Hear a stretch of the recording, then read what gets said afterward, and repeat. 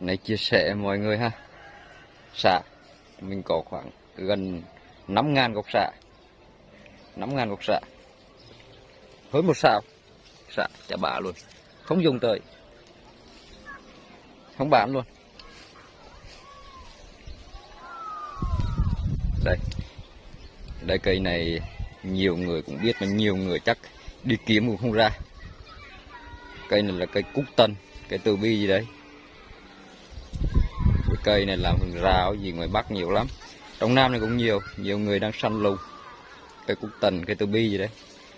Ngoài Bắc người ta làm cái dồi, đuôi dồi, lồng heo ấy, dù cho nó nhiều công dụng lắm.